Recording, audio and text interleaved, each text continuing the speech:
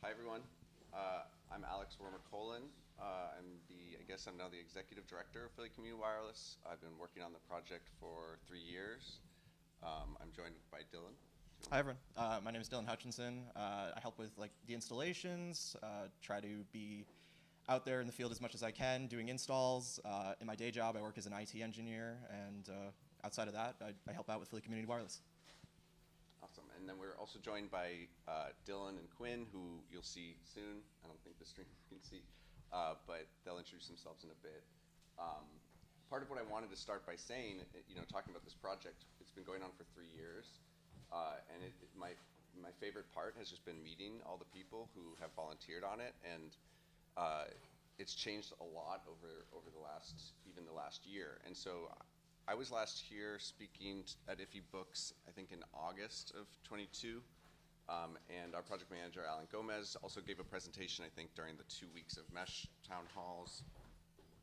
Since then, a bunch of Iffy Books people have volunteered, or when I say Iffy Books people who come to Iffy Books. And so, it's been a really great space to find people interested in contributing to the project. And it's kind of amazing to think about how far we've come even since last time we were here.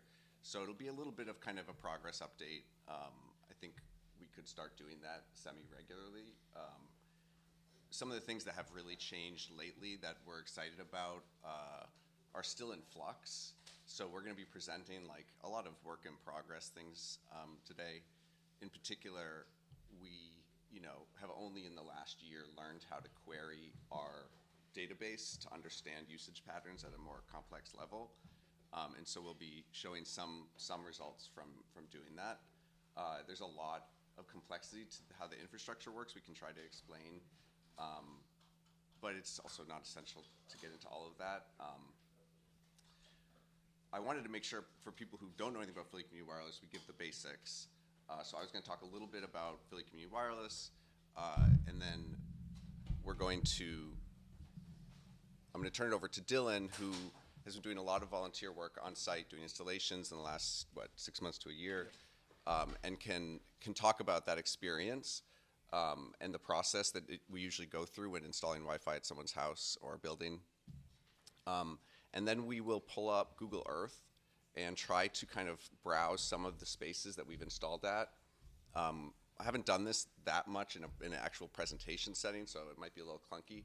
But the general idea is to give you a sense of the network topology around the city, in a particular neighborhood of the city. So we'll look at that. And thank you to Felipe, who's also here, another volunteer, helped kind of improve that map with labels and things like that. So it looks very nice. And then after we talk a bit about kind of the process of strategizing how to grow the network, we're going to turn it over to Dylan and Quinn, who will talk about what we can learn about network usage thus far and how that can inform what we're doing. So yeah, in terms of just Philly Community Wireless, I wanted to make sure everyone knew about our website. That's the main place to go to learn about what's going on. There's information about if you live in an area that we can provide Wi-Fi, you can sign up. We have information about the installation process and things like that. If you are interested in volunteering, please reach out to us today or another time, but also do fill out the sign-up form just so we can kind of process you through our normal procedures, and Alan will reach out to you and do a kind of preliminary consultation. And other than that, it's really easy to get involved with this project, and we're trying to be better about onboarding people quickly. Obviously, we have a low capacity for bringing 20 people onto a site or something like that. But we have been pretty successful at just keeping this project going while waves of volunteers come and go, And so we're seemingly growing a bigger volunteer base every year. But if you want to get involved, the easiest thing to do, you sign up, come to some of our Monday night meetings on Zoom, and then we are trying to have Saturdays be kind of a volunteer day, and not every Saturday, but most Saturdays. So we always meet at Norris Square neighborhood projects. I can even we'll look at it when we look at Google Earth. But it's right next to Norris Square Park. That's where we have our headquarters. All of our equipment is there, or most of it. and we always go there, load up equipment, and then head out to a site somewhere. So yeah, other than that, I think just in terms of some basics about Philly Community Wireless, we are grant funded primarily. We received a grant from the Mayor's Fund, the Digital Literacy Alliance, and then from the Independence Public Media Foundation. And we're always looking for more grant funds and for other donations. We do have some sustaining donors, but we are, a free nonprofit. We're a nonprofit providing free access to broadband at this point. And one of the things that we, over time, are going to have to assess is like, how do we raise various forms of revenue to keep growing? At the stage of kind of sustaining what we have, it's relatively minimal costs. But that's because we partner with an independent service provider called Philly Whisper. I imagine some of you have heard of them. They charge $50 a month for wireless internet service, and we use their backhaul and some of their infrastructure to then build out Wi-Fi networks around the city, right now in North Square and in Fairhill, that are open, public Wi-Fi networks. You were talking about funding. Yeah. Is Philly Community Wireless a 501c3, or do you partner with? You are. No, so we are fiscally sponsored by the Movement Alliance Project. Got it. Yeah, So and people who made contributions, it goes to the Movement Alliance Project and as an umbrella, but the donor can get the tax. exactly. Donation, and I guess they Yep. take a cut or whatever. Small. Yeah, I don't know if they take anything from donations, but for grants, there's a fee. And yeah, so the Movement Alliance Project's an awesome organization, and they sponsor a lot of projects in the city. And so yeah, they've been our fiscal sponsor from the beginning. And so really between Movement Alliance Project and and this is just at the high kind of administrative level, and Philly Whisper, we've always had a kind of pretty firm foundation to lean on while still being a pretty volunteer-led small project. And then the grant funds we received have been generous enough to allow us to buy a lot of equipment.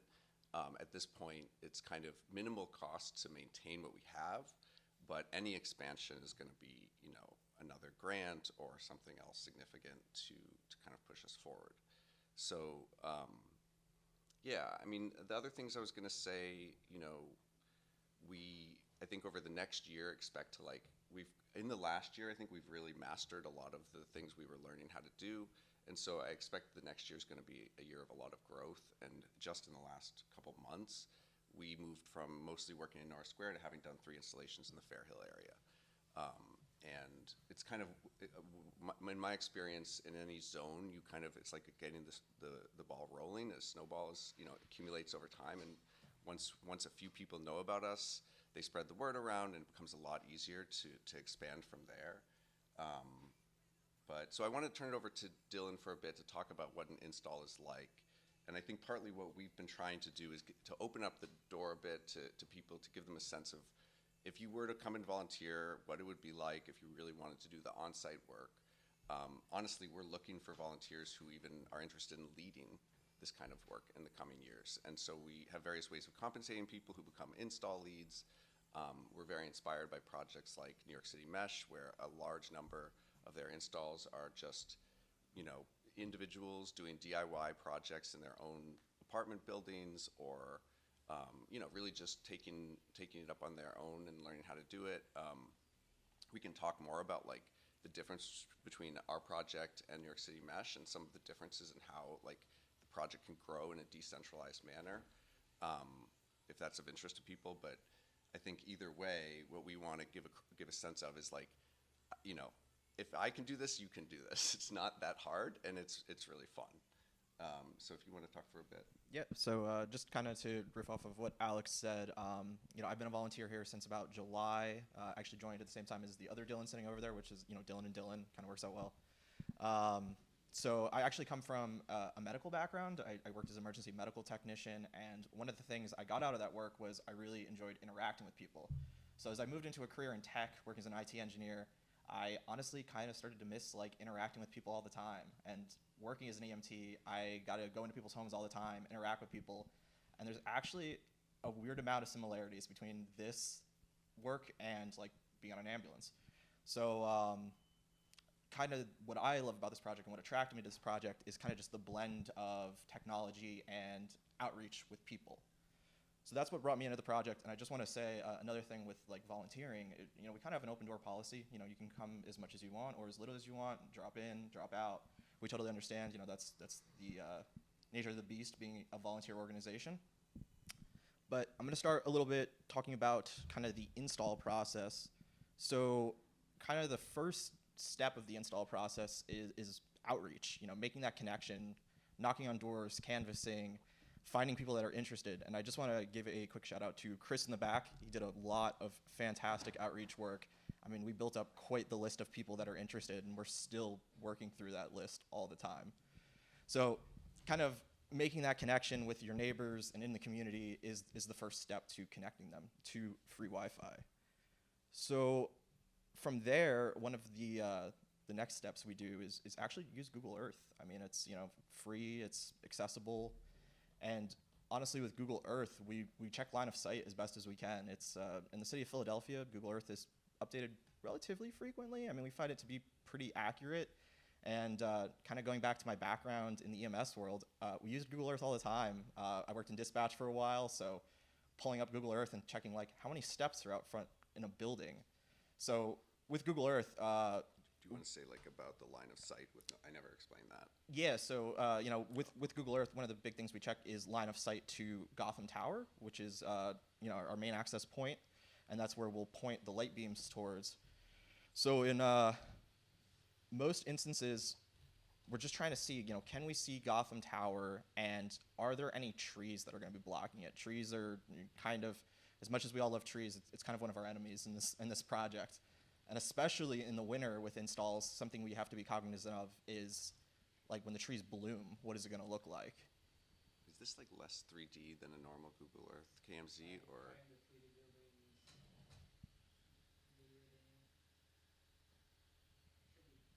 Whatever. It does look a little flattened, but either way, this is just an example of where we would be looking at from North Square Neighborhood Project. We have line of sight to Gotham Tower.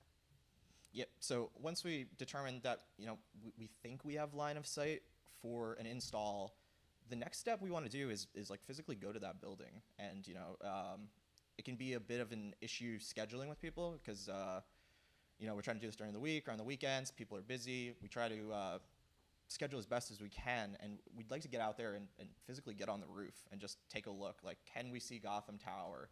Are there any trees that are going to be in the way? In the North Square and North Philly neighborhoods, something that we're running into is it's becoming very gentrified. There's a lot of ginormous apartment buildings that are going up where typically most of the buildings are 2 or 3 story row homes, and now you have apartment buildings that are going up that are anywhere from 5 to 10 stories. So eventually something we would like to do is, as these developers come into these neighborhoods, we would like if they would pledge to let us install antennas on their high sites, on these high buildings.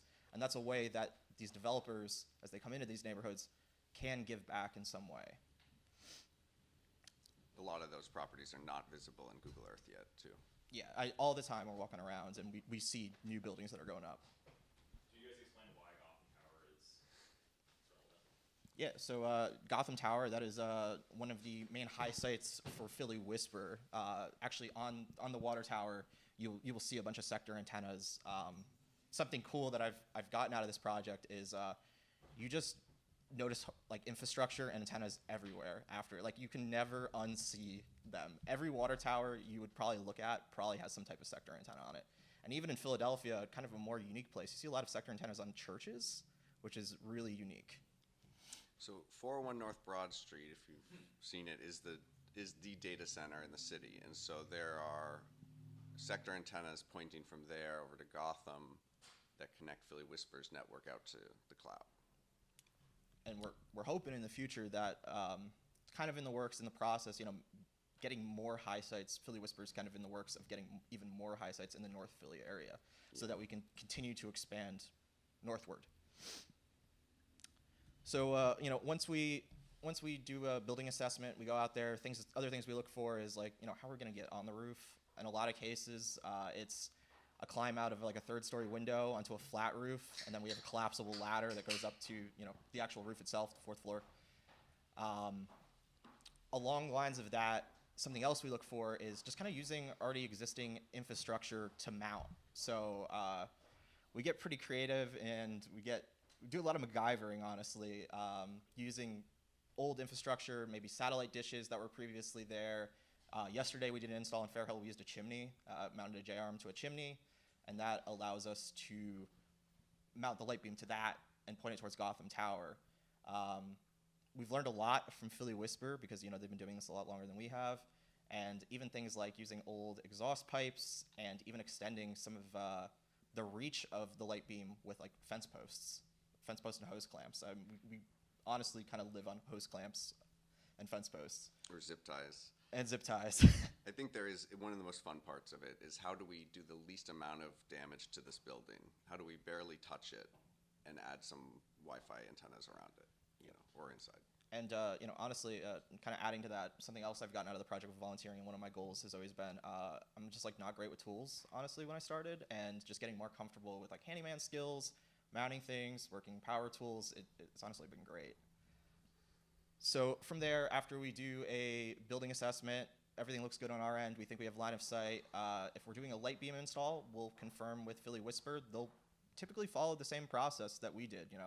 They'll pull up Google Earth, say, yeah, looks like we got line of sight, and then a lot of times they'll drive out to the property as well, take a look and go, yep, we think we can make a connection over here, and then we'll schedule the install. Yes. What's the complexity of if somebody's renting there versus a homeowner? Yeah, I mean, it's kind of a legal gray area. Technically, you can't say no to someone, requesting to get a basic service like a utility like Wi-Fi, but and I think Philly Whisper has rarely ever dealt with a problem. And we don't sign legal agreements for small installs. So at the same time, I think there are a lot of renters who are scared of it being an issue. So it is often like the end of a conversation with people when we say, do you think your landlord would be okay with this? Should we talk with your landlord? And then they're like, never mind. Yeah, I mean, we try to keep, the drilling to a minimum. It's something that comes up all the time. We were doing some outreach last week, and we were talking to a business owner near North Square, and, that was their concern. They're like, hey, I have this warranty on my roof, for example. I'm afraid that this will void the warranty. We explained we have things, non-penetrable roof mounts that, there's actually no drilling whatsoever.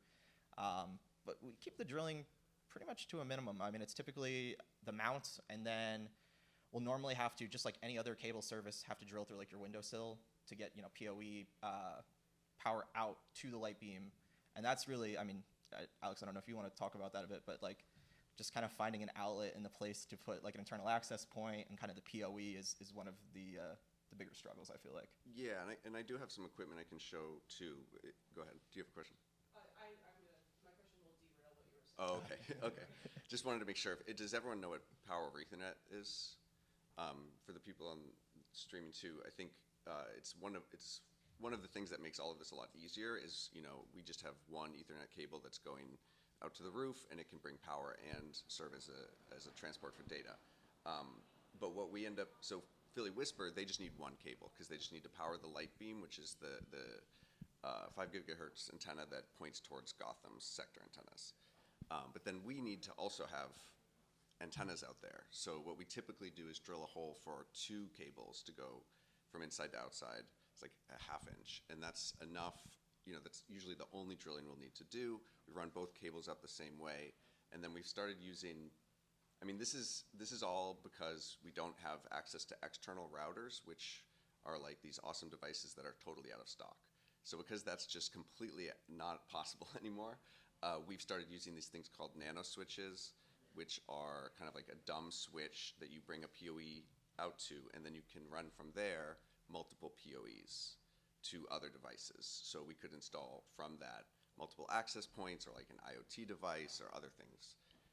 So that basic architecture ends up being the most essential part of saving ourselves time, and it's often the hardest part is we figure out we do have line of sight, but we don't know how we're going to get power to the roof. So anyway, you were going to ask something?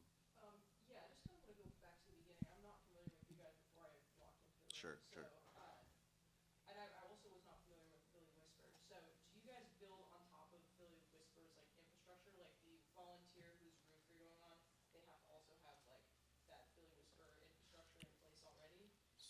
The light beam is the connection to Gotham as an antenna that Philly Whisper installs. And from that light beam, we build out a Wi-Fi network.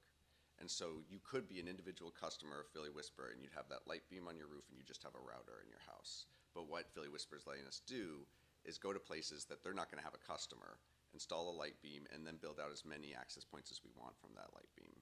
And it's a point-to-point to the Gotham. The important part is that what we're trying to build is a mesh network, which allows us from any given hub like that to put a lot of access points around it in the neighborhood. And the people, we might go to a neighbor's house who doesn't need any Philly Whisper infrastructure to get connected to that main hub.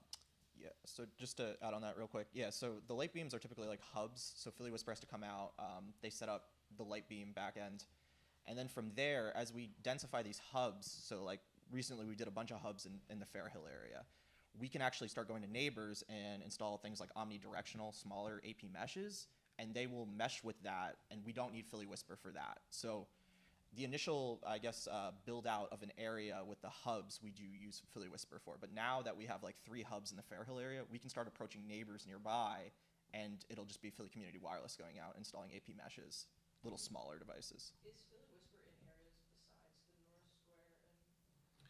Yeah, they've been slowly expanding, and so they now are at the Bach building. So if you live near the Bach building, you can probably get service. I know they're trying to get to West Philly.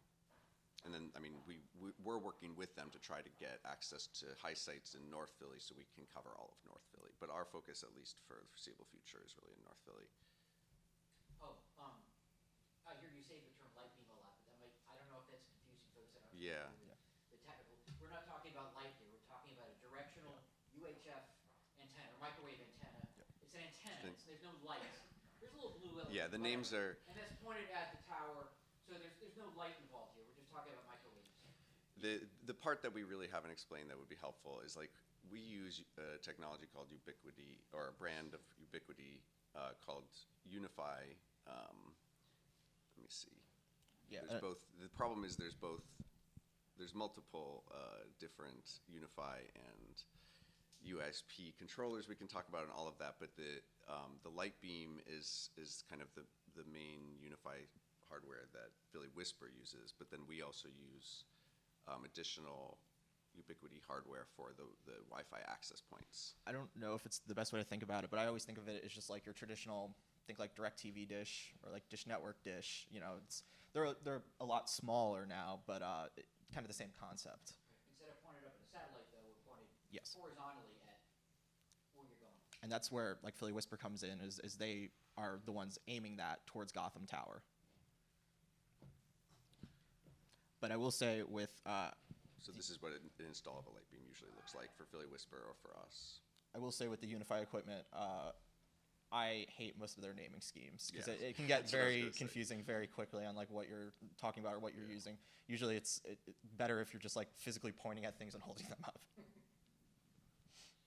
Yeah, we wanted to give, it's not easy to give a picture of what the installs are like, but we both want to give a picture of what antennas look like, what installing them look like, and then we can look at what, like from the Google Earth perspective, how they connect. But I think you were still in the middle of it. Yeah, so just from there, like once Philly Whisper confirms that everything looks good, line of sight, we typically work with the same installers at Philly Whisper all the time, so we have a great relationship with them. Once they confirm, we'll schedule an install date. Typically, this is going to be during the week because Philly Whisper works Monday through Friday, so like we've been doing Fridays. From there, we'll go out and we will start, setting up the light beam and setting up the mesh AP to kind of shoot signal onto the street for people. We've had pretty good luck. I mean, speed-wise, across the street, I'd say we get 30 megabytes at least per second in most areas. And then normally, what we've been doing for a lot of people is if we work with landlords or tenants, we try to set them up with like an internal access point because they are hosting an antenna on their roof. Like they let us come out, they let us install something on their roof, and installing an internal access point for them is kind of, it's like how we give back. It's a thank you. They have good, reliable internet inside as well. Sometimes those might be private networks if it's like some of the NGOs that we work with and we've installed at. I don't think we've mentioned it, but we have like a really great relationship with the North Square Neighborhood Project and the North Square Community Alliance. They own a fair amount of buildings. I don't know how many, 10-ish, I would say, in kind of the North Square area. And a lot of the NGOs we've worked with have been fantastic about letting us install, because we've built out the community relationships. They understand what we're doing is like important work, and we're connecting people, and yeah. Yeah. I don't know if you had anything else to. About the installs. No, just that, we've gotten it to the point that we can now do, I think, an install at a row house or something like that in 2 hours. Yeah. And that feels really great. And that's often going to a house, and so we went to a house yesterday. We could look at some of the examples now. This was 541 Lehigh. And we had never been there before. And it took us 2 hours. I guess that's East Lehigh. It's near. Yeah, it's. Near Lillian Marrero. I don't know Library. Sometimes when they say west, it's very confusing because it's definitely on the east side of Broad. So we've recently been installing out here. Where we started was at the Lillian Marrero Library. I should use a different KMZ file because it's. I don't know, it should have, just has to do with the layers you have there. Yeah, is there something I can do? So yeah, we started building out, the Lillian Marrero Library. That was our first hub that we built out in Fairhill. Can't really see. Do this. From there, we set up another hub kind of on like Cambria, and we were just around you can actually kind of see it on the screen there. We were just around the corner where we had another light beam set up yesterday, and like Alex said, we've been doing a couple of these installs together recently, and we've kind of developed a pretty good system. It's typically 2 of us on the roof, somebody from Philly Whisper if it's a light beam hub install, and then 1 of us, and then somebody from Philly Whisper inside, and somebody from Philly Community Wireless inside, drilling through kind of the windowsill, running the cable outside. Yeah, so we're usually coming out the back window here, going onto a roof there, putting a ladder up to get onto the top. The light beam goes over here, and then sometimes, we'll mount access points on various parts of the building. So like here at Lillian Marrero, this was this really cool platform we could go up to. And there's an outlet already here that we could use. So we had the light beam over here on a non-penetrating roof mount pointing this way towards Gotham. And then we can mount multiple, like a panel antenna, a directional antenna here, and then point it out into this zone. And this was this was the first place we installed at Fairhill. I have some good pictures of it I can pull up, but this zone is a little strange. Like, is this a great place to put Wi-Fi? I'm not 100% sure. Like, people travel through this zone,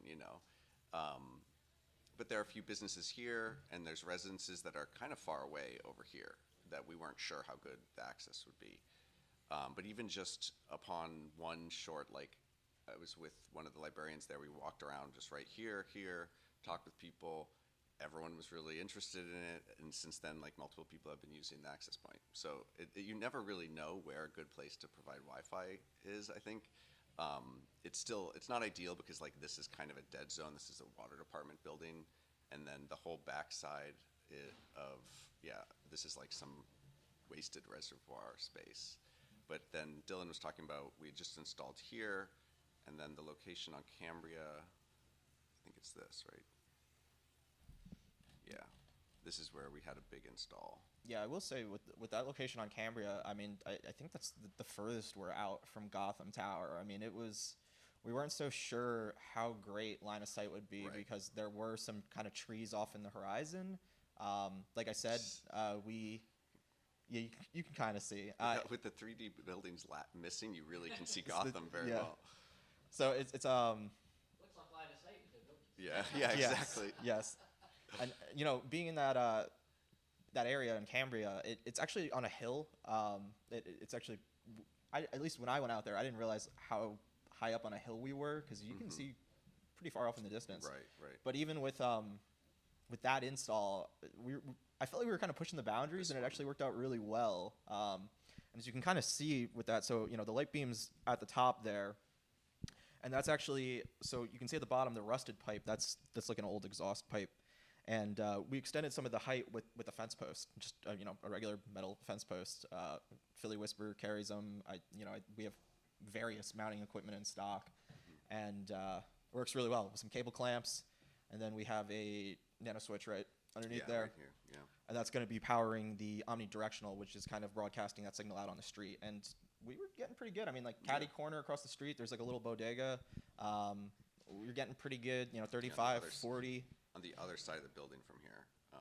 And also, what's just so, the reason this kind of has really changed things for us is we can have a router inside the building that's next to the power source, but then we put this here, and it's easy for us to go back and we don't have to run another cable inside the building. We can just add more access points right off this. Or we could put like a purple air monitor there, or something else that we want to put on the network. How sturdy are these things? Like, have you guys had a hurricane come through since you started installing? This one's a little. So yeah, I think very rarely has it ever been a problem for Philly Whisper or for us. And honestly, we are not doing the kind of length that really is at risk. The way like some cell phone, antennas, or like some of the stuff Philly Whisper does at higher scale can be really. I will say there is another cable. There's like one or two other cable clamps below that that's securing it. It's not just like the It looks one, kind of, yeah. but you can see when we're done. As well, like if the wind hits it too much, Yeah, it's not a bad. Yeah, it's not a bad. What is the non-penetrating roof mounts? They're like rated for a certain wind force. I don't know if you have a great picture of one of those, but those ones are the non-penetrating roof mounts. It's kind of just like a frame we set up, and we just hold it down with cinder blocks, more or less, a couple cinder blocks. So in the case of Lillian Marrero, that's what we did on their roof, and I wasn't there for that one, but they had to carry cinder blocks up to that point on the roof, which from what I heard was not the funnest time. Well, it's a spiral stair. It's a tiny spiral staircase in this like really old building, and it was like 4 stories or something. Just wanted to show you. This is great. This is from yesterday. This is Lana from Philly Whisper. From Philly Whisper. The J arm is attached to the chimney there. here, and you can just get a good view of like this is her aligning line of sight with Gotham. Where is she? Where is she standing? Right here on the roof. Yeah, but like, where is that? West- Yeah, where is that? Sorry, 341 Lehigh. Yeah. Is the one that we were looking at. Right around the corner Or from Lillian 541, Marrero. this. Yeah. Do you do any traffic studies to see like which of your mesh networks, how much it's being used by Good. the community? Good question. That's the next part of this presentation. Okay, sorry. No, that's exactly what we're hoping to like lead into. Because the dream would be, right, like a heat map that's live updating of usage. And that's possible. It's just we're not there yet. Yeah. Say it, sorry. How do you handle grounding? Could you repeat the question for the stream? Yeah. Just how do we handle grounding? So the Ethernet cables, when we talk about crimping, I mean, Yes. crimping involves grounding, and then we only use grounded outlets. And then you mean with the antennas, it's not really much of a problem, but there are Ethernet. There are things we could use for risk of electricity, like a lightning bolt, but like we've never had an issue with that. And it's rare to do it with this kind of device. I was going to say, in most cases, UFI sells it, but I think there's typically higher points in Philadelphia for lightning to strike than most of the locations we're at. I mean, a lot of times these are like 3-story row homes, things like that. Typically, especially with a lot of these bigger buildings going up, there's just more things for lightning to strike. So, maybe we've been a little lucky on that. I will say, when we are making Ethernet, we do our own cabling on the roof. We splice the Ethernet, set it up ourselves, which is a joy if you haven't had the opportunity to do that on a roof in the wind. One of my favorite things, and something that just requires so much practice. But we use shielded RJ45 jacks, metal, and then there is a ground wire that we do wrap around there. And how does that get grounded? To like a grounded outlet? Or? yeah. Okay. Yeah, and the thing that I was looking for is they really try to sell you up to like use a bunch of additional devices to avoid any risk of, outage, and it just seems overkill for what we do. I feel like it's something to highlight. We haven't really talked about it much, but since you have the Unify website up, kind of one of the big struggles of the project right now, and has been a struggle over the last couple of years with various industries and whatnot, is just like the supply chain.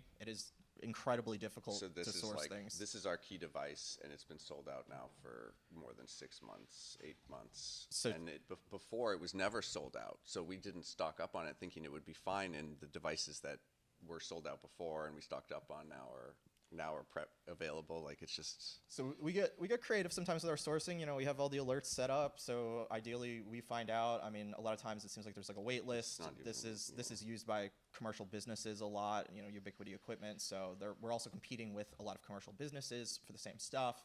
To the point, like, I mean, we've even looked at like getting them from Canada, getting them from Europe.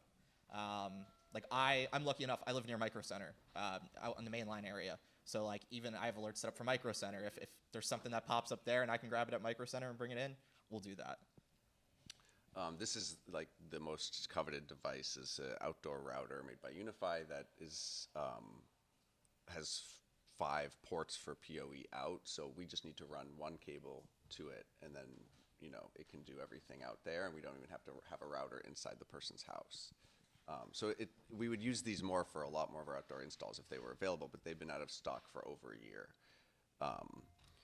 So anyway, I think the last thing we wanted to just do is just kind of talk about where we are and where we want to go, looking at the map a bit. I don't know if there's anything else you wanted to say, and then we'll turn it over to Quinn and Dylan. No, I guess it ties into that. I was gonna say maybe we could show some pictures, like San Boniface, like a great spot. This Yeah, let's fantastic look at building that. we have access to. There's an old Catholic school, I believe. Like there's a Yeah, right rectory here. building next to it. It's owned by North Square Community Alliance. That one's 3D. Yeah, that one is 3D, which is awesome. So this is a great place. We've been going here and trying to bring volunteers here because we have access to this attic space. There's no roof. It's a pitched roof, but we have access to the entire attic space that runs the length of the building. So I mean, we were setting up we had some serious cabling going on. I mean, kind of running the length of the building, as you can see there. So kind of going up to the kind of the conduit that's set up there, kind of running the cable near there, zip tying it to it, and we actually had wasn't a light beam. It was the smaller light beam on the other side of the building. So this building's so tall that basically what we were trying to do is just bounce the signal from like one side of the building to the other because it actually blocks line of sight to Gotham.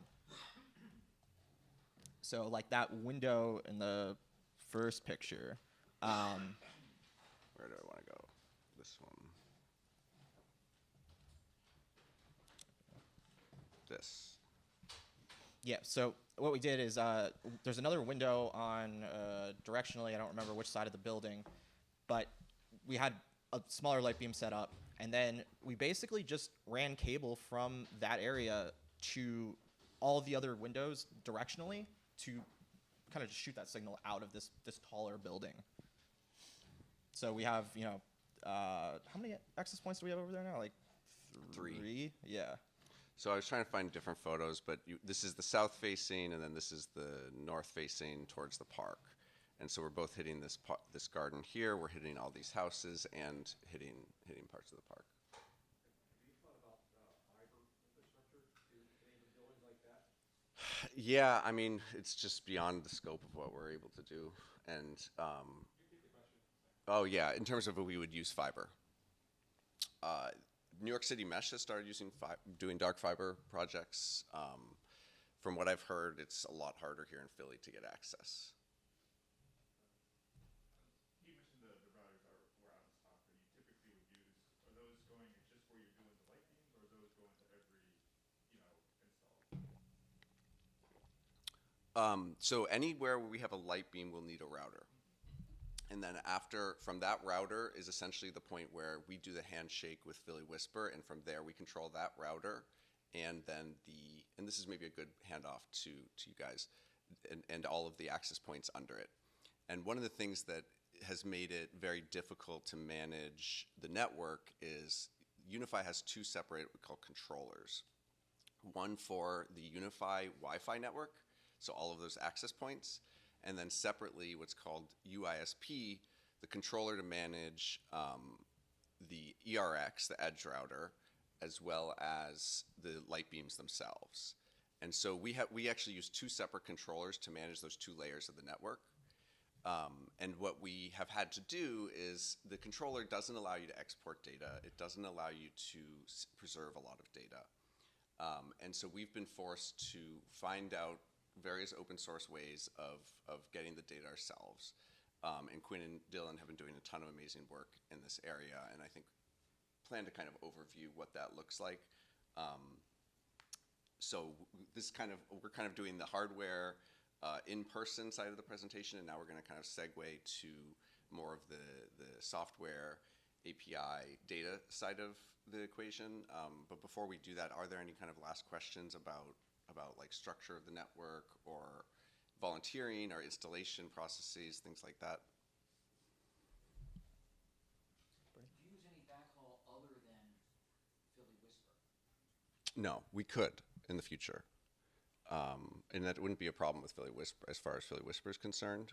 But, we have our hands full just using the bandwidth they're willing to provide us. And it's also, I'm thinking more where you can't see their dot and tower. right. Yeah, I mean, I think I guess part of the hope is, we have a great partnership with Philly Whisper. They're going to be around for a good while. The goal is ultimately that they're going to get more high sites. Is ideally where I think they're looking to go, and kind of our partnership with them. So we're hoping that eventually there'll be more high sites in like the North Philly area, so we can expand even further. yeah, it's one of the main things we've been working on over the last few years, is trying to negotiate like additional high sites that we can all access and use for kind of mutually beneficial purposes. And it's in particular like parts of North Philly that maybe Philly Whisper wouldn't otherwise be prioritizing to grow, where it makes sense for us to be focusing our work. And, Do you have any relationships with higher education, like, say, Temple? Yeah, I should have said, so I work at Temple in the library. And so that was partly how I knew other people who worked in various types of like technology centers who were talking about this project. And so, I mean, I didn't talk about the whole origin of the project, but it was just kind of a group of people from various organizations and volunteers in city, people like the Free Library, local organizations, but also various academics. Yeah. And so at Temple, I've been trying to do a lot to like leverage Temple resources to actually, be useful to the community in some way. Yeah, there's a lot of like interpersonal relationships that kind of, I don't know, I feel like they start to like blend together at this point, because we work with so many NGOs, work with a lot of community gardens. A big focus as we build up this network is, connecting public spaces, these community gardens, these NGOs, these parks, so people, can get access to internet in public spaces and, kind of blend, I guess, real life and internet. You can enjoy streaming music in a park together. Iglesias Gardens is a place that we've installed at. We have a great partnership with them. Actually, a lot of the locations in Fairhill have been through connections at Iglesias Gardens. They host movie nights, things like that. And we've discovered as we talk to some of the people we've installed at, there's ways that they use this that we didn't even know. When they told us, oh, we host movie nights and we can stream a whole movie here perfectly in the park for families to enjoy. That's amazing, and that's like all we could hope for and more. So yeah, these are some pictures of Iglesias Gardens here, beautiful community garden. They're doing a lot of fantastic work advocating for community gardens, housing in the city.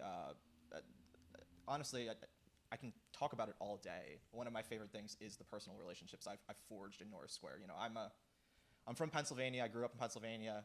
I'm not from Philadelphia, just a little bit north in the Lehigh Valley area, but I'm cognizant that in North Square I come in as like an outsider, but everybody has just been so welcoming and so kind, and we forged so many amazing relationships in this area, and it just kind of, I don't know, you get involved in so much because there's always some kind of event going on, there's always some kind of thing going on that you hear about through all these relationships, and you show up and you meet more people, and then you get involved in more things, and it branches out. Yeah, I think part of it is, we're working at a kind of strange layer of infrastructure that's, of course, it's not the most essential infrastructure, but it's becoming essential, and there's just a patchwork of solutions right now to get people connected and, with the technology they need. So, we also work with a group called Violent Lab that provides solar panels, and we work with the Digital Equity Center at Temple that, provides computers to people in the area. But in between all of that, we also just end up working with these local organizations that have a million other things going on. And it's just kind of amazing to see how we can kind of like the same way that we're trying to kind of grow on top of the city infrastructure, like, it's like hanging Christmas lights or, lichen growing on, like, on the side of a building, often just replacing pre-existing things like a satellite dish. And I think in a kind of similar way, we can kind of like just become part of whatever that community is looking for and developing, or at least that's the hope. And so we often are basically growing out based, depending on what any given community organization and their residents and neighbors want.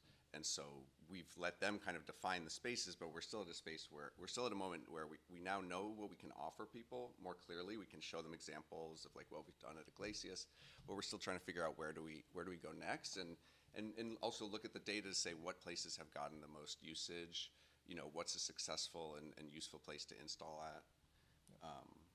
So yeah, go ahead.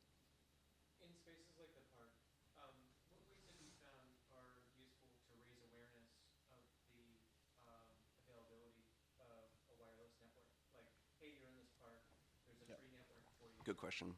Is it a sign? Is it word of mouth? Yeah, so it's it's a Trying to repeat the question, sorry. yeah, so like how are people becoming aware that this wireless network exists? Like how do they find out about it? Honestly, that's something that we always try to improve on. We like to say sometimes, or make the joke sometimes, like we're one of the best kept secrets.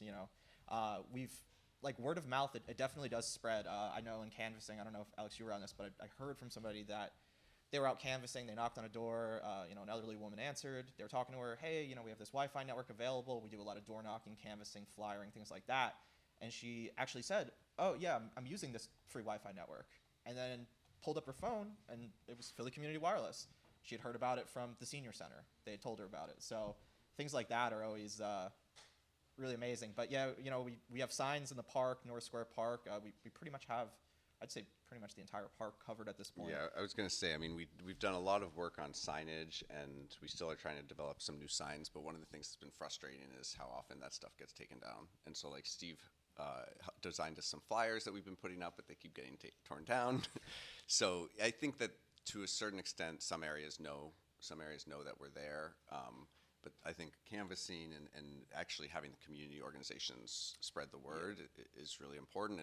And I think one of the things we hope to do as we grow, the kind of web development and data visualization side of the project is find ways that we can communicate this through like a map that would be more useful to people. We have a map on the website that you could go look at to see where we are. I think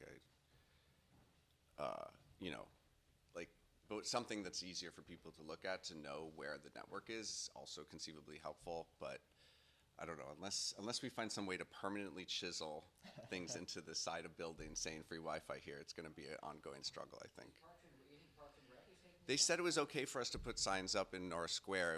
It was a process to get approval, and so it would be a similar kind of thing, I think, in more cases. But yeah, it's there's not in North Square currently a place to put many signs either for like the community, but they are renovating the park, and so I don't know if that's going to be something they're going to install to make it easier. Yeah, But still, like the idea is you want people to walk down the street and know about it, and it's the hardest part is it's invisible. Yeah, I will say, kind of just to add on to that, we do heavily rely on our partner organizations and some of the nonprofits we work with. They really do spread the word fantastically. And like I said earlier, just to highlight it again, Chris did a ton of work with outreach and got us such a large list of people that, we're still reaching out to people. Hey, long ago you said you were interested in hosting. We now, have the bandwidth to install. How do you secure, traffic? Oh, okay, good question. So the question was about security of the network. That's a long story, so I could also see talking about it after we do the next part of the presentation more if that interests people. There are limitations to how much we can do to secure an open public network, and so I think most things that people are doing are probably perfectly safe, but we try to warn people to, and it says on our FAQ to like be careful if you're doing something like banking, that kind of thing. We do provide private networks for organizations and in some cases, but if it's going to be a network in the park, there's a splash page where you check off, accept the terms of use and understand the conditions. We're thinking of actually getting rid of the splash page because it's become an impediment for a lot of people to just sign in, including like technically sometimes smartphones get all glitchy with it. So it's just a huge problem for us that we're working with actually a professor at Temple in cybersecurity to try to develop like, just more guidelines around this. But it's still always going to be the question of how do you get someone to know the Wi-Fi is there and connect and know that there's certain practices they have to be careful about doing. And I think digital literacy training is just something that needs to be happening at a large scale, and this project's just like one element of how that can happen. Yeah, I will say, I have run into people doing installs and stuff that, are maybe a little apprehensive about it. One install I did specifically, we were talking to the lady that owned the building, and she had said, "Oh, my son said, don't use this because it's unsecured, it's not safe." And we explained, there are limitations, there are things that maybe you need to worry about, but being completely honest and upfront. I mean, it's kind of part of our goal here coming out to Iffy Books. Hopefully, some people that are a little security minded are interested in coming out and maybe working with us. And I'm just going to end on this note here. I will say, if you want to volunteer, I mean, there's tons of things you can get involved with. You don't have to be on roofs doing installs. That's personally what I like to do and where I get the most joy, but I know that's not where maybe everybody gets the most joy, or maybe you don't like heights. Great views of the city, though, being completely honest. And don't hesitate to fill out the form and, talk with one of us and take your time figuring out if there's some way you want to get involved. But there's ways to get involved in outreach. There's ways to get involved on, the data side of things. There's ways to get involved in the install side of things. There's even ways to get involved with some of, like, the governance stuff as we start to kind of develop into more of a organization. We could always use assistance there as well, and even with outreach, like things like fundraising. So I mean, if anybody specializes in that, or if any of that's interest to you, even if you don't have experience in it and you want to get involved in it, please reach out, fill out the form. We'd love to talk to you. Thank you. Next up, I'm very, very thrilled to introduce Dylan Bergen and Quinn Baden. They can introduce themselves as well, but I can't say enough about the work Dylan Hutchinson as well as these two have been doing over the last 6 months, even just to help us move forward on a ton of things. And I think the stuff they've been doing with the data viz is really fascinating and replicable. And pretzel break. If you guys Pretzel break, totally good idea.